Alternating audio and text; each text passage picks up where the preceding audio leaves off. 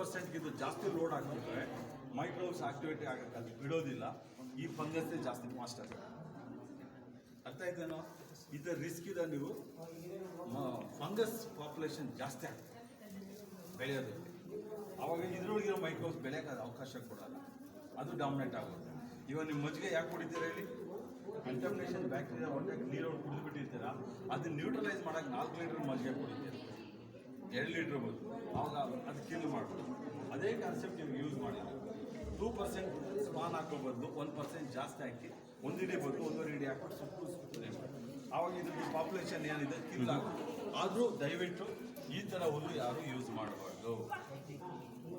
ಈಗ ವಿಧಿ ಎಲ್ಲ ಮಾಡ್ತೀವಿ, ಗೊತ್ತಾಯ್ತಲ್ಲ, ರಾಗಿ ಹುಲ್ಲಿದೆ, ಇದು ಇದೆ.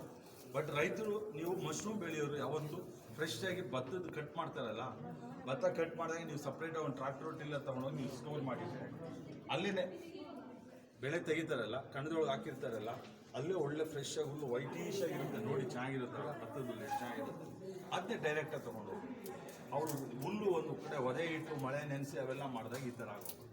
ಒಂದ್ಸಲಿ ಇದಕ್ಕೆ ನೀರು ಬಿತ್ತಂದರೆ ಡಿಕಾಂಪೋಸಿಷನ್ ಸ್ಟಾರ್ಟ್ ಆಗೋದು, ನ್ಯೂಟ್ರಿಯೆಂಟ್ ಲಾಸ್ ಇರುತ್ತೆ, ಗೊತ್ತಾಯ್ತಲ್ಲ, ಹಂಗಾಗೋದು ಬೇಡ. ಬಾರಪ್ಪ ಒಂದು ತಗೋ ಫೋಟೋ.